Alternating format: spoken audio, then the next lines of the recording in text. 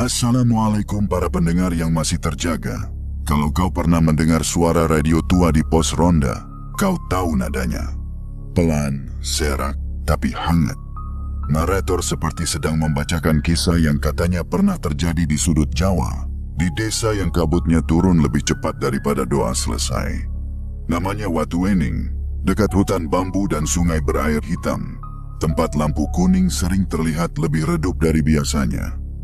Joko datang membawa keberanian yang ia setrika sendiri. Kemeja putihnya bersih, namun kerahnya mulai menua. Ia memarkir motor bebek tuanya di depan rumah Pak Sudarma. Rumah besar dengan pagar besi mengilap dan pot bunga mahal. Amplop lamaran di tangannya tidak tebal, tapi di dalamnya ada niat, ada rencana, ada janji bekerja lebih keras. Pak Sudarma menatap sepatu Joko lebih dulu daripada wajahnya. Lalu ia tersenyum tipis, seperti orang menutup pintu tanpa membanting. "Kamu baik, Nak," katanya. "Tapi masa depan butuh modal." Nisa, di balik pintu, menahan tangis. Hanya suara napasnya yang pecah. Joko menunduk, menelan panas di dada. Ia pulang melewati gang sempit, melewati jembatan kayu tua yang melintang di atas sungai Watu Ireng. Angin mendadak dingin, seperti ada mata yang ikut menilai. Di tepi sungai, ia berhenti. Di sakunya, cincin perak murah yang ia beli dari pasar terasa berat. Bukan karena harganya, melainkan karena harapannya. Ia teringat wajah ibunya yang bilang laki-laki diuji saat ditolak. Joko menarik napas, mencoba ikhlas. Tapi luka itu masih menyala. Seperti bara kecil yang disiram bensin bernama gengsi.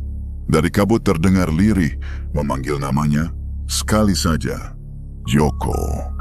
Joko berangkat sebelum ayam sempat menyusun suara. Ia tak pamit panjang, hanya meninggalkan pesan pada ibunya bahwa ia ingin mencari kerja di tempat yang jauh dari lidah orang kampung. Bukan karena ia takut miskin, melainkan karena ia malu ditertawakan. Di kepalanya, kalimat Pak Sudarma menempel seperti duri. Dan duri itu ia bawa sepanjang perjalanan. Desa Watu Wening menyambutnya dengan cara yang tidak ramah dan tidak jahat, hanya sunyi. Hutan bambu berdiri rapat seperti pagar hidup. Kebun tebu membentang sampai mata lelah. Udara di sana basah, seolah tanah selalu punya air mata sendiri. Sore belum sepenuhnya turun, tapi kabut sudah mulai merambat pelan dari arah sungai Watu Ireng, mengusap daun tebu sampai berdesis. Hari pertama, Joko mengangkat karung tebu di los penggilingan. Bahunya perih, telapak tangannya panas. Namun ia bersyukur karena keringat terasa lebih jujur daripada hinaan. Di tempat itulah ia bertemu seorang lelaki sebaya, bernama Joko juga. Tapi orang-orang memanggilnya Joko Panjang karena tubuhnya kurus dan tinggi. Joko Panjang tertawa muda, mengajak makan di warung kecil. Dan tanpa banyak tanya, ia menganggap Joko sebagai kawan. Malamnya, Joko menyewa kamar sederhana dekat pos ronda. Dindingnya papan, lantainya dingin, lampunya kuning temaram seperti takut menyalakan terang penuh. Dari luar, suara jangkrik mengisi sela waktu, dan sesekali kentongan terdengar dari kejauhan. Di warung, orang-orang membicarakan jembatan kayu tua yang Joko lewati kemarin. Salah satu bapak berbisik, kalau malam Jumat dan kentongan dipukul 3 kali, jangan lewat jembatan itu. Bukan karena ada maling, tapi karena ada yang suka berjalan dari seberang yang bukan manusia. Joko tersenyum hambar, menertawakan dengan sopan, padahal di dadanya ada rasa tidak enak yang sulit diberi nama. Beberapa hari kemudian, saat ia pulang kerja melewati kebun tebu, ia melihat bayangan perempuan di antara batang-batang yang tinggi. Punggungnya putih, rambutnya panjang, diam saja seperti menunggu. Joko melangkah mendekat, tapi bayangan itu hilang, seolah diserap kabut. Ia berdiri kaku, lalu cepat-cepat melanjutkan jalan sambil membaca doa pelan. Di ujung jalan dekat sungai, Mbak Karto duduk di bangku bambu, seperti sudah menunggu sejak lama. Matanya tajam, tapi suaranya rendah. Kalau kamu sedang patah, jangan cari obatnya di kabut, katanya. Joko mengangguk tanpa paham. Namun kalimat itu menempel di kepala, seperti peringatan yang belum sempat menjelaskan dirinya. Malam gerimis menetes halus, seperti langit sedang berusaha bicara pelan agar tidak membangunkan siapapun. Joko pulang dari los tebu dengan baju lembab dan bau manis yang menempel di kulit. Di Watuwening, jalan setapak menuju kamarnya melewati jembatan kayu tua, dan setiap kali kakinya menginjak papan yang berderit itu, ia merasa seperti ada sesuatu yang ikut mengukur langkahnya.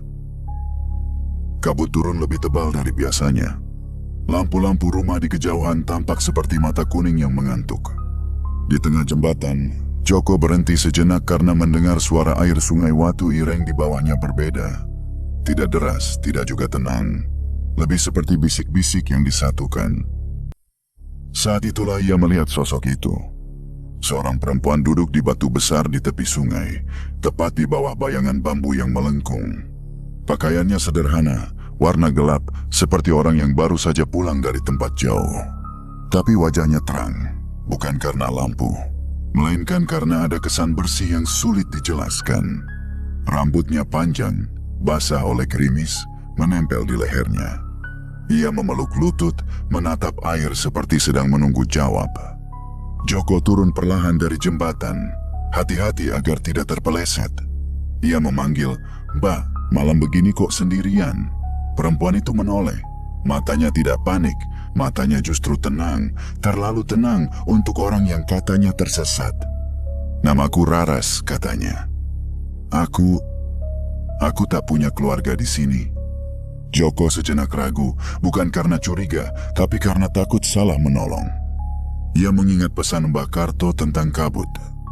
Namun melihat Raras menggigil halus, rasa kasihan lebih cepat daripada kewaspadaan. Ia melepas jaket tipisnya, menyelimuti bahu Raras. Saat kain itu menyentuh kulitnya, Joko merasakan dingin yang bukan dingin gerimis. Seperti dingin dari ruang kosong. "Ada gubuk kosong dekat kebun tebu," kata Joko. "Biar aku antar. Di situ atapnya masih rapat, setidaknya tidak kehujanan."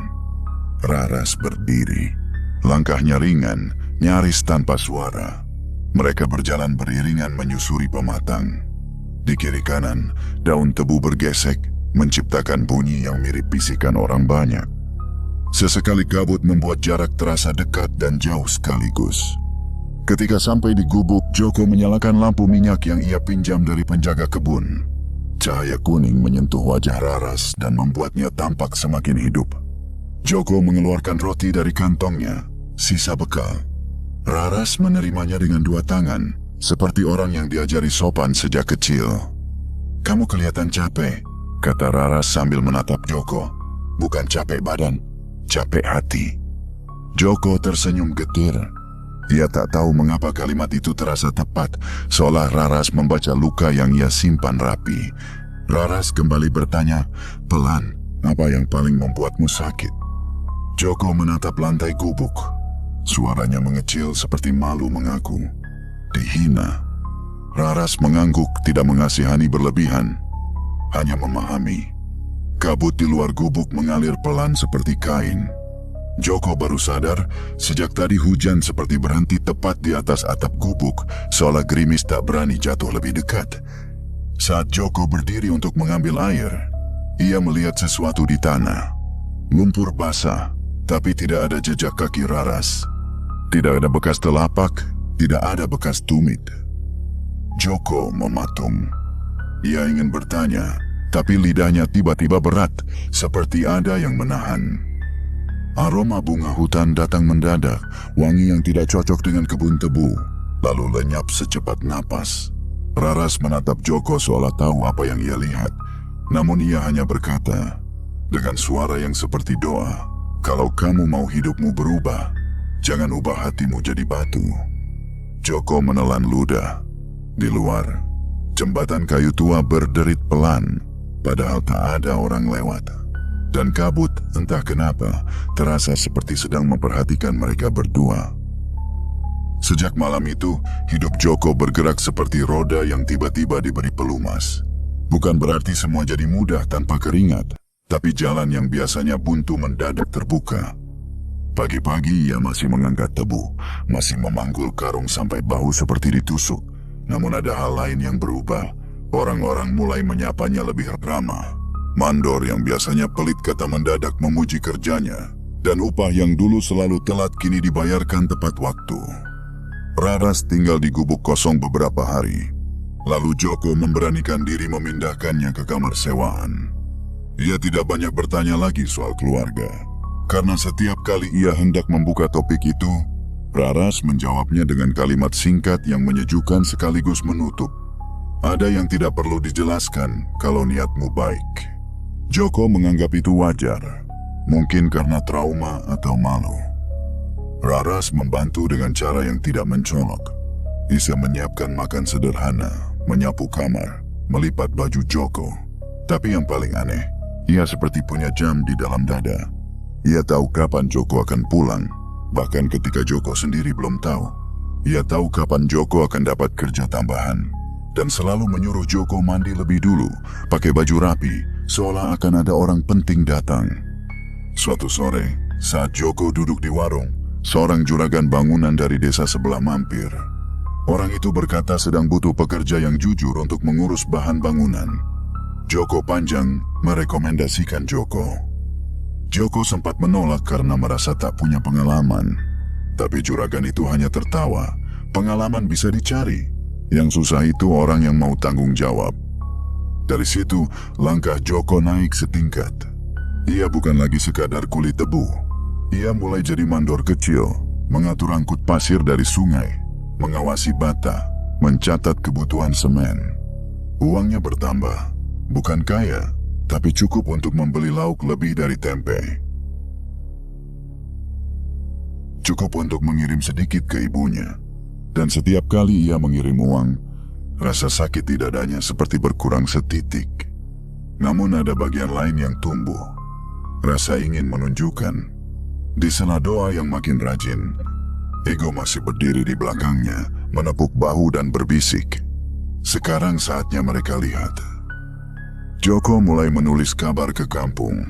Bukan sekadar memberi kabar bahwa ia baik-baik saja, tapi juga menyelipkan kalimat bahwa pekerjaannya naik. Tetangga mulai membandingkan, membicarakan, dan kabar itu sampai juga ke telinga Pak Sudarma. Joko membayangkan wajah lelaki itu berubah, menyesal, ingin menarik kata-katanya. Bayangan itu membuat Joko merasa menang sebelum benar-benar bertanding. Raras melihat itu. Ia tidak melarang Joko punya cita-cita, tapi ia selalu menarik Joko kembali ke tanah. Rezeki itu seperti air, kata Raras suatu malam ketika mereka makan di lantai. Kalau kamu pakai untuk menyiram, tumbuh. Kalau kamu pakai untuk menenggelamkan orang, kamu ikut tenggelam. Joko mengangguk, tapi di dalam kepalanya masih ada rencana. Pulang kampung dengan hadiah, lewat depan rumah Pak Sudarma, membiarkan orang-orang menoleh. Ia belum melakukannya, tapi keinginan itu seperti paku kecil yang terus menekan. Tanda-tanda aneh mulai muncul saat Joko terlalu larut membayangkan diri dipuji. Setiap kali ia mengucap kalimat sombong, bahkan hanya di dalam hati, lampu kamar berkedip. Bukan sekali dua kali. Berkedip seperti mengingatkan, seperti seseorang mengangkat alis dari sudut gelap. Kadang angin dingin masuk lewat celah papan, padahal jendela tertutup rapat. Raras akan diam, menatap lampu itu sebentar, lalu melanjutkan aktivitasnya seolah sudah biasa. Pada suatu hari pasar, Joko membawa daftar belanja. Ia merasa dirinya kini orang yang diperhitungkan. Ia melewati lapak-lapak dengan langkah lebih tegak. Bu Narti, perempuan yang terkenal doyan menggulung kabar jadi gosip, menyapanya dengan senyum lebar yang terlalu rapi. Loh, Joko, rezekimu kok meluncur ya? Dari mana? Kalimat itu sederhana, tapi tajam. Beberapa orang menoleh. Mata mereka bukan hanya ingin tahu, tapi juga ingin memastikan apakah keberuntungan itu wajar atau aneh. Joko tertawa kecil, mencoba santai. Kerja keras, Bu. Doa ibu juga. Bu Narti mengangguk, tapi matanya tidak ikut percaya. Ia melirik ke arah belakang Joko. ke arah seorang perempuan cantik yang berdiri tenang membawa belanjaan. Raras menunduk sopan, tetapi udara di sekitar mereka terasa berbeda. Kabut siang yang seharusnya sudah hilang, seperti tiba-tiba menyusup lewat sela lapak. Punarti berbisik, pelan tapi terdengar, "Istrimu itu, dari mana kok?" Joko menegang. Ia ingin menjawab, ingin membela, tapi lidahnya mendadak kering. Di kejauhan, kentongan pos ronda dipukul 1 kali, padahal masih terang. Dan untuk pertama kalinya, Joko merasa rezeki yang ia pegang seperti terlalu hangat, seperti ada bara di dalamnya yang menunggu arah. Pertanyaan Punarti itu tidak berhenti di pasar. Ia berjalan dari mulut ke mulut lebih cepat daripada orang mengangkat karung tebu. Siang itu, sebelum Joko sempat pulang, kabar sudah tiba di pos ronda. Malamnya, beberapa lelaki duduk sambil merokok, membicarakan Raras seolah perempuan itu barang temuan dari hutan. Joko mendengar namanya disebut-sebut, lalu terdengar kalimat yang membuat dadanya panas. "Cantik begitu kok sama kuli. Jangan-jangan." Joko ingin menantang, ingin membalas dengan suara tinggi, tapi ia ingat kata-kata Raras tentang menenggelamkan orang. Ia memilih diam. Diam yang pahit. Diam yang kadang terasa seperti kalah. Namun di dalam diam itu, ia justru mengambil keputusan. Ia tidak akan membiarkan Raras menjadi bahan olok-olok. Kalau mereka butuh jawaban, jawabannya hanya satu. Raras adalah istrinya, sah, dan ia akan menjaga. Ia melamar Raras dengan cara yang sederhana, hampir tanpa sorak. Tidak ada tenda, tidak ada musik keras, tidak ada rombongan keluarga besar. Joko hanya membeli cincin yang lebih pantas dari cincin perak murah yang dulu ia siapkan untuk Nisa. Ia menyiapkan sekotak kue pasar, membawa teh hangat, dan mengajak Raras bicara di kamar yang sempit itu. Raras menatap cincin itu lama, bukan karena terpukau, tetapi seperti sedang menimbang sesuatu yang jauh lebih berat daripada emas. Joko menelan ludah. Ia berkata pelan, "Aku tidak punya banyak, Ras, tapi kalau kamu mau, aku ingin kamu jadi rumahku. Bukan rumah yang besar, tapi rumah yang tidak menipu." Raras tersenyum tipis, senyum yang membuat lampu kuning kamar terasa lebih lembut. Ia mengangguk, tapi sebelum mengangguk penuh, ia menyebut syarat. Syaratnya bukan uang, bukan kain mahal, bukan sesajen seperti yang orang-orang suka tuduh. Syaratnya justru kata-kata yang terdengar seperti aturan hidup. "Ada pantangan di keluargaku," kata Raras. "Kalau kamu mau menikah denganku, kamu harus mau menjaga." Joko mengangguk lagi, meski belum mengerti. Raras menyebutkannya satu persatu, pelan, jelas, seolah sedang menulis di udara. "Jangan pamer rezeki untuk mempermalukan orang. Jangan menghina kemiskinan, karena yang hina itu bukan miskin, tapi lidah yang suka menertawakan. Jangan mengambil yang bukan hakmu, meski tak ada yang melihat. Jangan menyebut asal-usulku di tempat ramai. Kalau marah, jangan memaki di dekat sungai atau jembatan tua." Joko sempat ingin tertawa kecil karena terdengar seperti petuah orang tua, bukan pantangan gaib. Tapi matanya menangkap sesuatu di wajah Raras, kesungguhan yang tidak bisa dipermainkan. Ia pun menjawab, "Aku sanggup. Kalau itu untuk kebaikan, aku sanggup." Mbak Karto menjadi saksi. Orang tua itu datang tanpa banyak suara, membawa kitab kecil dan seikat daun yang entah untuk apa. Joko Panjang juga hadir, berdiri canggung, menahan senyum seperti ikut bahagia tapi takut ikut disebut-sebut. Prosesi akad dilakukan malam hari, di rumah kecil dekat pos ronda, agar tidak mengundang banyak orang, agar tidak menjadi tontonan. Lampu yang dipakai cuma 2, satu di ruang depan, satu di sudut tempat penghulu duduk. Keduanya memancarkan cahaya kuning temaram, seperti mata yang menahan berkedip. Angin malam biasanya suka masuk lewat celah papan, tapi malam itu anehnya diam. Daun bambu yang biasanya berisik seolah ditahan. Bahkan jangkrik pun seperti memilih diam sejenak. Ketika ijab kabul diucapkan, suara Joko sedikit bergetar. Bukan karena takut, melainkan karena ia merasa sedang melangkah ke tempat yang belum pernah ia mengerti. Raras menjawab dengan tenang, namun di detik itu, Sungai Watu Ireng yang biasanya bersuara jelas mendadak pelan, seolah airnya menahan napas. Mbah Karto menunduk, bibirnya bergerak membaca sesuatu, lalu menghela napas panjang seperti baru selesai menutup pintu. Setelah akad, tidak ada tepuk tangan ramai, hanya senyum kecil dan doa. Joko panjang menepuk bahu Joko, lalu pulang. Mbah Karto berpesan sebelum pergi, jaga adabmu. Kalau kamu jaga adabmu, yang menjaga rumahmu bukan cuma kamu. Joko dan Raras tinggal di kamar sempit itu, tapi rasanya lebih hangat. Bukan hangat karena kaya, melainkan hangat karena ada yang menunggu. Raras menata sudut-sudut kecil, menggantung selendang, meletakkan kendi air, menaruh bunga liar di gelas. Aneh, sejak itu bau kamar tidak lagi bau papan lembab. Ada aroma tanah basah setelah hujan yang menenangkan. Namun kehangatan itu juga seperti dijaga sesuatu. Jika Joko pulang dengan emosi, udara di kamar terasa menekan sampai ia otomatis menurunkan suara. Jika ia menyebut nama orang dengan nada meremehkan, lampu akan berkedip sekali, seolah menegur. Raras tidak selalu menasihati, tapi kehadirannya sendiri sudah seperti batas. Malam-malam berikutnya, Joko mulai sering bermimpi. Di mimpi pertama yang membuatnya bangun dengan napas terengah, ia berdiri di atas jembatan kayu tua. Di seberang sana ada kerumunan orang miskin. Wajahnya kusam. Baju mereka seperti baju-baju yang dulu ia pakai. Joko dalam mimpi memakai baju bagus, jam tangan mengilap, dan ia tertawa sambil menunjuk-nunjuk mereka. Ia merasa menang. Ia merasa tinggi. Tiba-tiba, dari bawah jembatan muncul sosok hitam tanpa wajah. Tangannya panjang, dingin, mencengkeram baju bagus itu.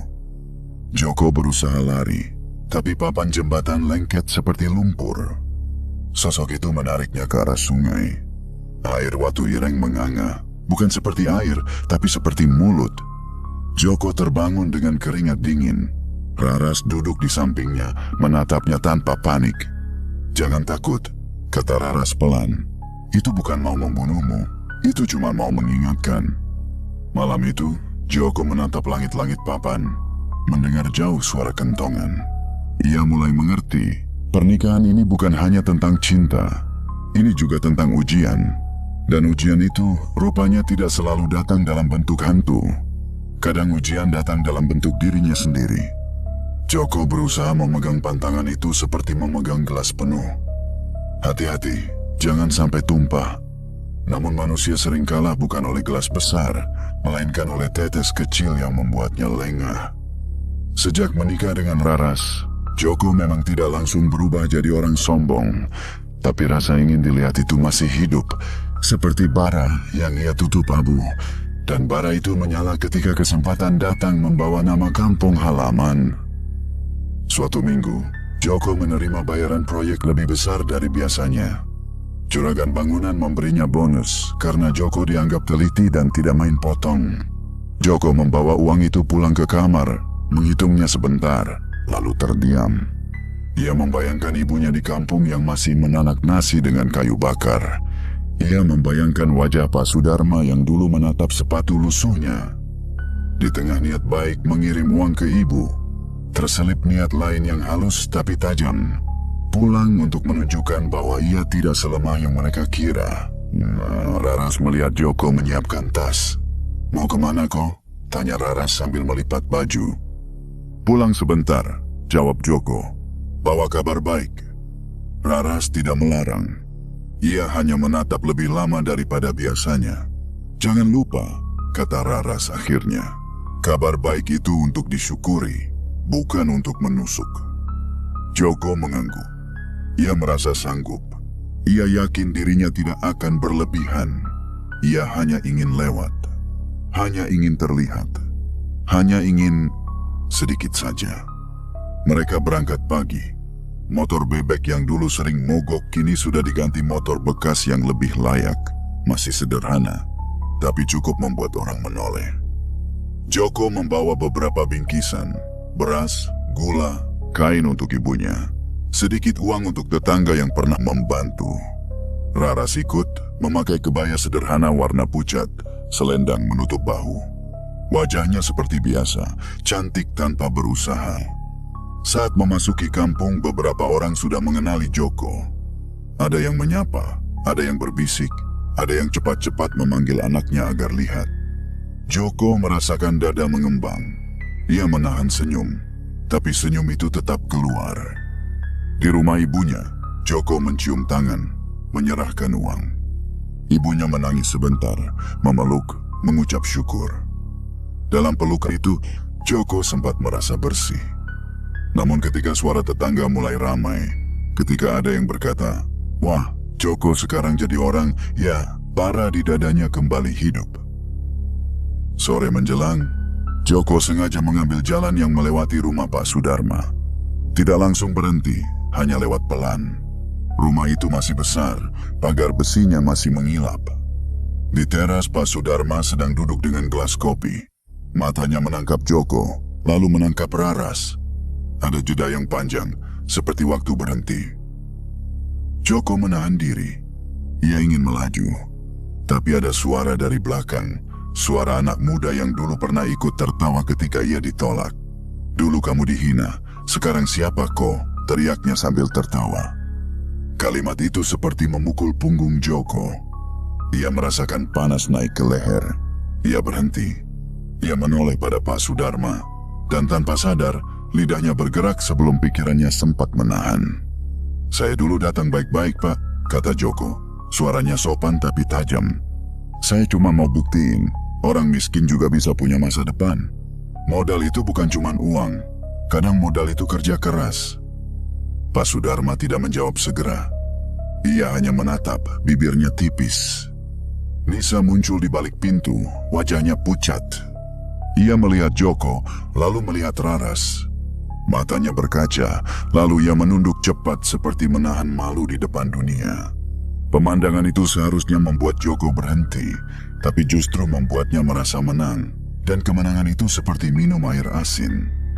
Joko tertawa kecil, lalu berkata lagi, pelan tapi cukup terdengar, "Terima kasih dulu sudah nolak, Pak.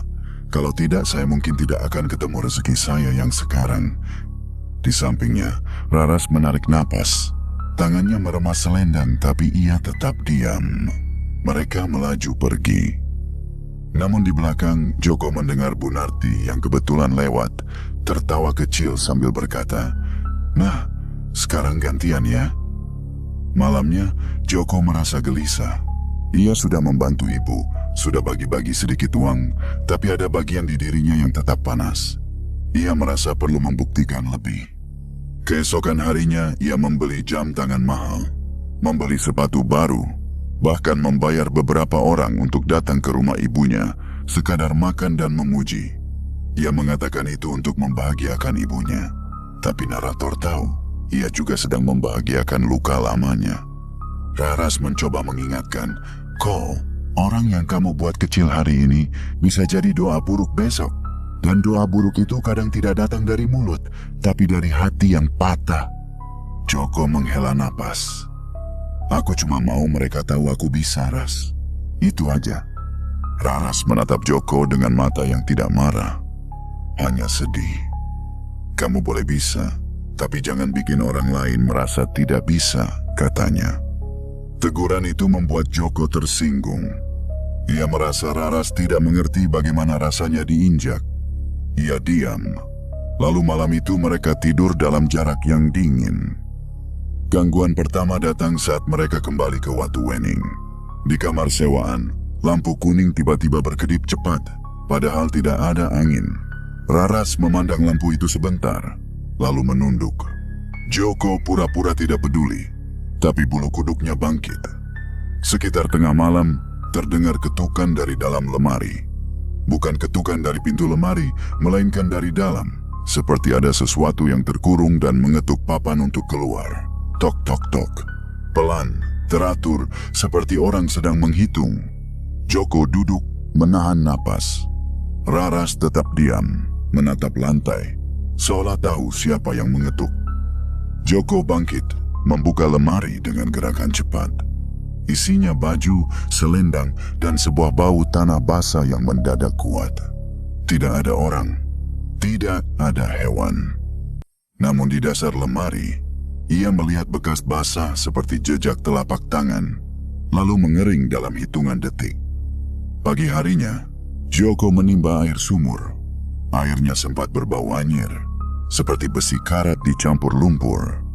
Joko mencium ulang, lalu bau itu hilang. Ia menatap sumur lama-lama, merasa seperti sumur itu menatap balik. Saat Joko bercermin untuk memakai sepatu baru, ia melihat pantulan wajahnya berubah. Bukan berubah jadi hantu, melainkan berubah jadi dirinya sendiri yang lebih tua, lebih keras, dengan mata yang seperti Pak Sudarma. Pantulan itu tersenyum sinis, sementara Joko yang asli tidak tersenyum. Joko memejamkan mata cepat, lalu membuka lagi. Pantulan normal kembali, tapi rasa dingin sudah telanjur tinggal. Raras mendekat, menepuk punggung Joko pelan. "Kamu mulai lupa kok," katanya. "Rezeki itu bukan untuk membalas." Joko menahan emosi. Ia merasa ditegur seperti anak kecil. Ia keluar rumah, berjalan ke sungai Watu Ireng untuk menenangkan diri. Langkahnya cepat. Di kepalanya suara Pak Sudarma berputar. Suara orang kampung tertawa, suara Bu Narti bergosip. Semua bercampur jadi satu. Di tepi sungai, kabut turun tipis. Joko menendang batu kecil, lalu memaki. Kalimatnya keluar keras, tidak sopan, seolah ia ingin menumpahkan semua luka ke air hitam itu. Begitu kata-kata itu jatuh, angin mendadak berputar. Daun bambu berdesis keras seperti ribuan orang berbisik bersamaan. Air sungai yang tadi tenang tiba-tiba beriak, seperti ada sesuatu bergerak di bawahnya. Dari kejauhan, kentongan pos ronda berbunyi sendiri, 3 kali, padahal bukan malam Jumat. Tok tok tok. Suaranya seperti mengetuk tulang. Joko membeku. Ia teringat pantangan terakhir yang Raras ucapkan. Jika marah, jangan memaki di dekat sungai atau jembatan tua. Di belakangnya, kabut menebal. Dan dari dalam kabut itu, seperti ada langkah-langkah kecil yang datang mendekat, tanpa terlihat siapa pemiliknya. 3 bunyi kentongan itu tidak sekadar suara. Di Watu Wening, kentongan seperti lidah desa. Ia memberitahu jika ada tamu, bahaya, atau sesuatu yang tak semestinya berkeliaran. Joko berdiri di tepi sungai dengan mulut masih panas oleh makian. Dan untuk pertama kalinya ia merasa kalimat-kalimatnya punya harga yang harus dibayar. Kabut menebal seperti kain basah yang ditarik dari langit. Langkah-langkah kecil yang tadi terasa mendekat berhenti tepat di belakangnya, lalu lenyap begitu saja. Joko menoleh cepat. Tidak ada siapapun, tapi kulitnya meremang, bukan karena angin, melainkan karena rasa diawasi. Ia pulang dengan langkah tergesa, mencoba menertawakan dirinya sendiri, menganggap itu cuma kebetulan. Namun narator tahu, kebetulan adalah kata yang sering dipakai manusia saat takut mengakui sebab. Malam itu, Raras tidak banyak bicara. Ia menunggu Joko di kamar. Lampu kuning temaram menempel di pipinya seperti bayangan lembut. Begitu Joko masuk, Raras hanya berkata, "Kamu sudah memanggil sesuatu kok. Bukan hantu, bukan monster. Kamu memanggil akibat." Joko ingin menjawab, ingin membela diri, tapi ia masih punya sisa gengsi. "Aku cuma marah, Ras. Aku manusia." Raras mengangguk pelan. "Iya, tapi manusia punya adab untuk menahan marah, bukan membuangnya ke sungai." Kalimat itu terdengar sederhana, tapi memukul lebih keras daripada ocehan Bu Narti. Joko menepis. Ia tidak ingin merasa bersalah. Ia ingin merasa benar. Dan saat manusia lebih memilih merasa benar, ia biasanya menutup telinga rapat-rapat. Beberapa hari setelah itu, hidup Joko mulai retak dari tempat-tempat yang tidak ia duga. Pertama, orang-orang di Los Tebu mulai menjaga jarak. Mereka masih menyapa, tapi sapanya terasa seperti formalitas, bukan lagi kehangatan. Jika Joko duduk di warung, obrolan mendadak berganti topik. Jika ia lewat, tawa mendadak ditelan. Bu Narti punya peran besar. Ia menyebarkan cerita bahwa Raras bukan orang biasa. Katanya Raras muncul dari kabut. Katanya Raras tidak punya keluarga. Katanya siapapun yang dapat rezeki cepat pasti ada pegangan. Cerita itu menggelinding, membesar, dan orang-orang yang tidak punya bukti pun sering punya mulut yang lebih cepat daripada akal.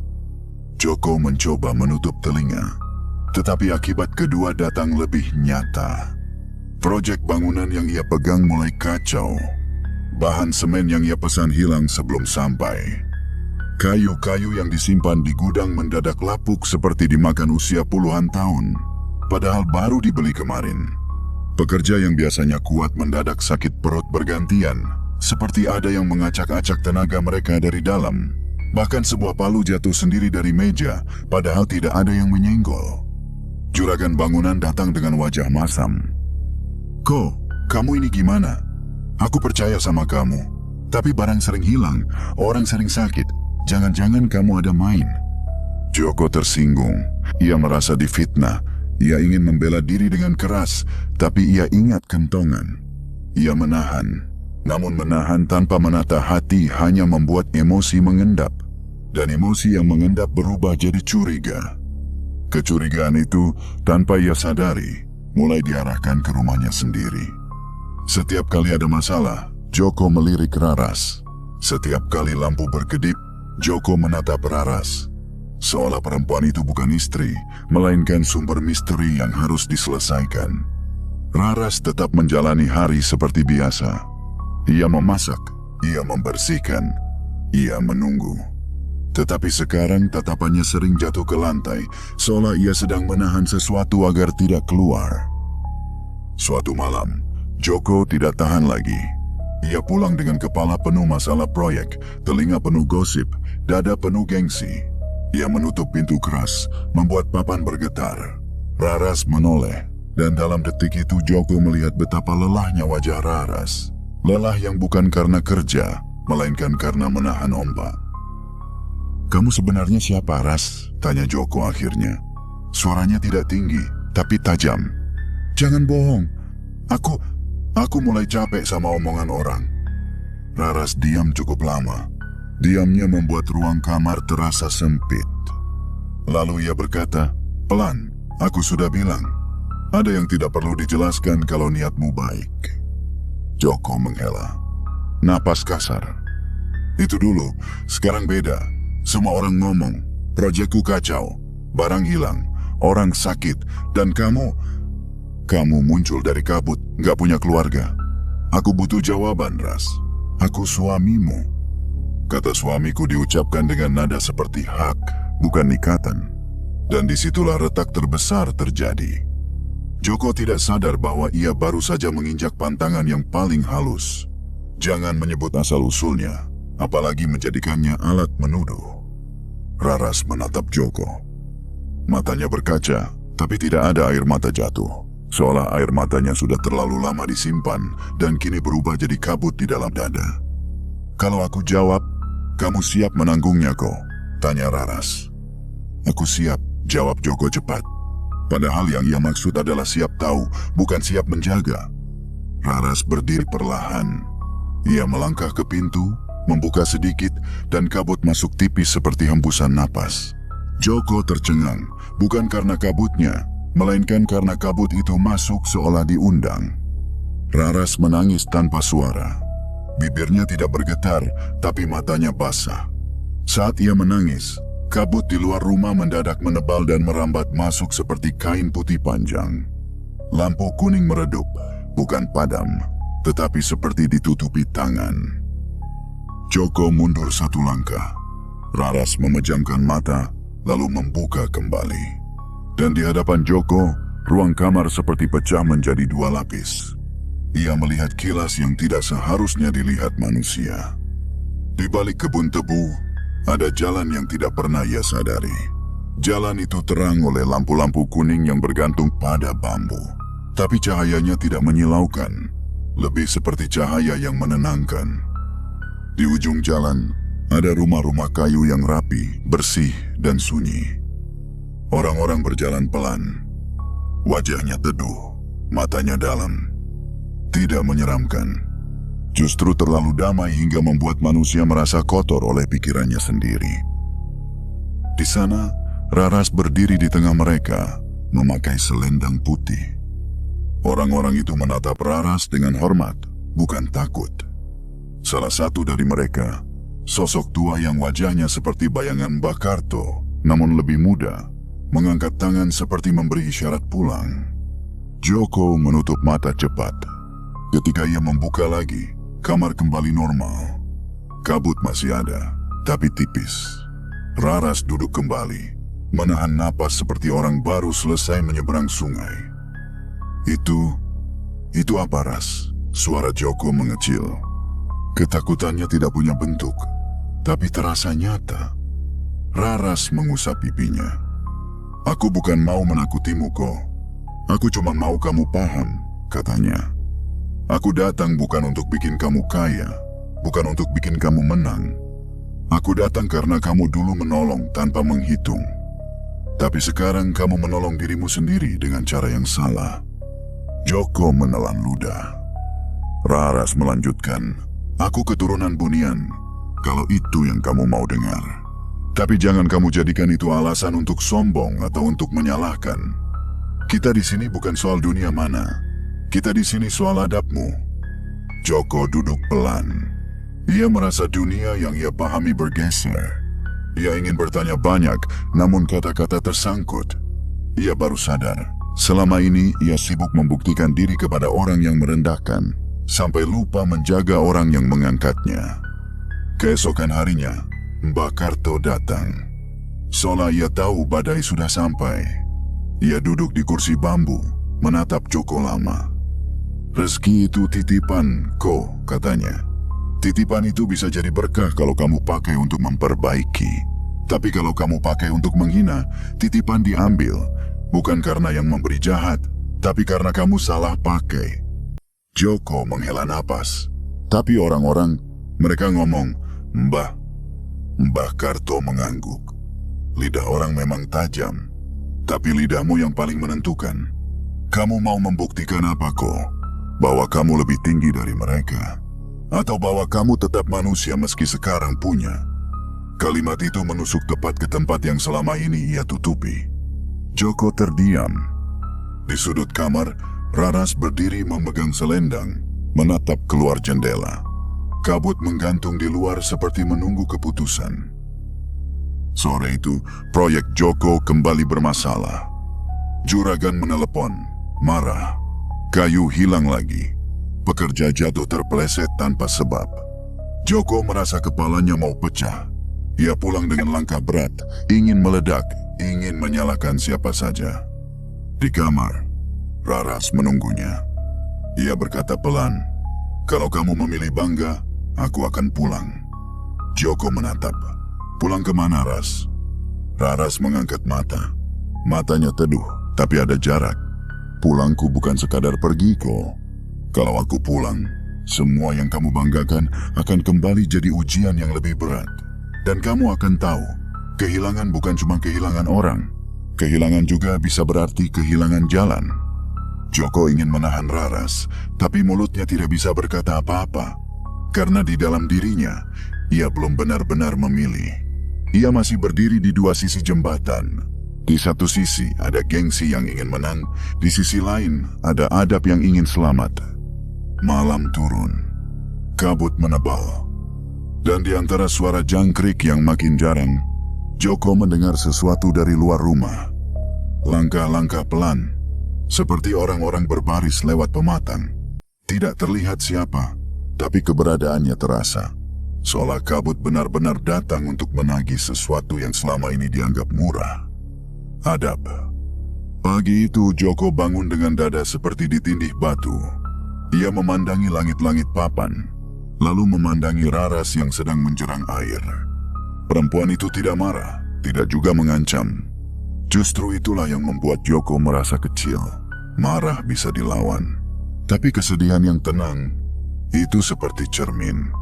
Dan di dalam cermin itu, Joko mulai melihat sesuatu yang selama ini ia sembunyikan dari dirinya sendiri.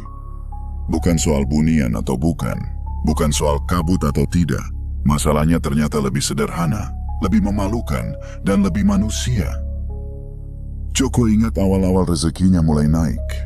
Ada saat-saat kecil yang ia anggap sepele. Ia pernah mengambil upah dobel karena mandor salah hitung. Lalu ia diam saja. Ia pernah membiarkan timbangan tebu miring sedikit. Tidak sampai ketahuan, tapi cukup membuatnya dapat lebih. Ia pernah menerima bahan proyek dari pemasok dengan catatan utang, lalu menunda membayar karena merasa nanti juga beres. Ia menutup semua itu dengan alasan, aku butuh dulu. Aku lagi bangun hidup. Kini ia paham. Celah kecil itu bukan cuma urusan uang. Celah itu pintu. Dan dari pintu itulah bara masuk ke rumahnya. Laras meletakkan cangkir di depan Joko. Suaranya pelan, seperti tidak ingin menekan. Yang bukan hakmu akan jadi api di rumahmu kok. Api itu tidak selalu membakar kayu. Kadang membakar hati. Joko menunduk. Untuk pertama kalinya, ia tidak membantah. Ia hanya berkata, "Liri, aku mau benerin." Hari itu Joko bergerak tanpa banyak bicara. Ia mendatangi Los Tebu, menemui Mandor, mengembalikan kelebihan upah. Mandor kaget, bahkan sempat menuduh Joko sedang cari muka. Joko menggeleng. "Saya cuma mau bersih, Pak." Setelah itu ia memperbaiki timbangan, membayar tukang besi agar jarumnya kembali lurus. Ia juga pergi ke pemasok bahan, melunasi yang tertunda. Meski itu membuat uang tabungannya berkurang drastis. Sore menjelang, Joko mencari keluarga miskin yang dulu sempat ia sindir lewat sikap dan pameran. Ia datang membawa beras dan uang secukupnya, tapi ia menolak ketika orang itu hendak mencium tangannya. "Jangan, Pak. Saya yang harus minta maaf," katanya. Ucapan itu berat, namun setelah keluar, rasanya seperti dada terbuka.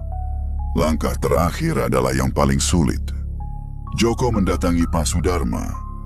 Ia datang bukan dengan motor dipelankan agar orang menoleh, bukan dengan baju paling mahal. Ia datang dengan pakaian biasa. Nisa yang membuka pintu tampak terkejut, lalu memanggil ayahnya. Pak Sudarma muncul, wajahnya tetap keras, tapi matanya menyimpan lelah. Joko menunduk. "Pak, dulu saya sakit hati. Saya pulang kemarin bukan cuma bawa kabar baik. Saya juga bawa dendam. Saya minta maaf karena menyindir. Saya minta maaf karena ingin mempermalukan." Pak Sudarma tidak langsung menjawab. Lama sekali. Lalu ia berkata pelan, lebih pelan dari yang Joko bayangkan. "Saya juga minta maaf. Saya menilai kamu dari hal yang dangkal."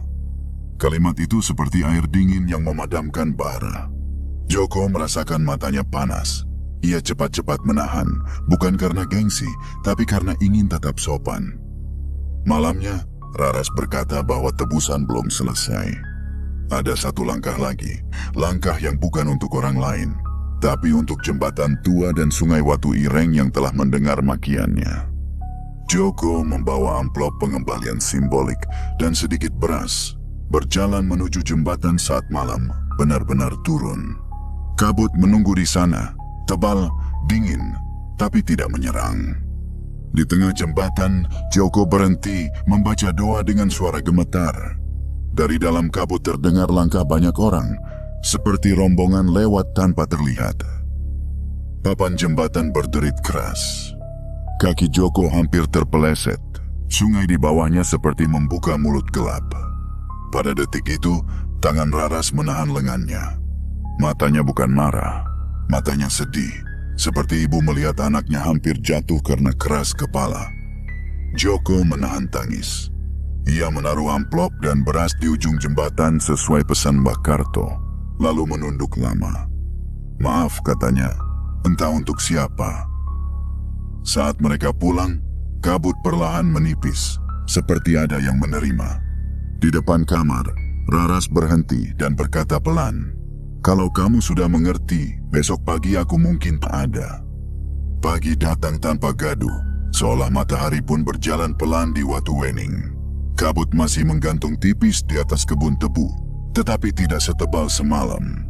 Joko terbangun dengan perasaan aneh, seperti seseorang yang baru selesai menangis lama, tapi tidak ingat kapan air matanya jatuh. Ia menoleh ke samping. Raras tidak ada. Tidak ada suara sendok, tidak ada langkah halus, tidak ada aroma bunga hutan yang kadang muncul ketika ia lewat. Selimut terlipat rapi, selendang tidak tergantung di paku, dan tempat air di sudut kamar sudah penuh seperti biasa. Semuanya tampak normal, justru karena terlalu normal. Joko duduk lama, menatap ruang kecil itu seolah berharap Raras keluar dari balik pintu sambil tersenyum. Tapi yang terdengar hanya jangkrik dan suara ayam jauh. Joko keluar, berjalan ke arah jembatan kayu tua. Ia ingin yakin bahwa semalam bukan mimpi. Di ujung jembatan, amplop dan beras yang ia taruh sudah tidak ada. Tidak berserakan, tidak hanyut. Hilang begitu saja, seperti diambil tangan yang tidak ingin meninggalkan jejak.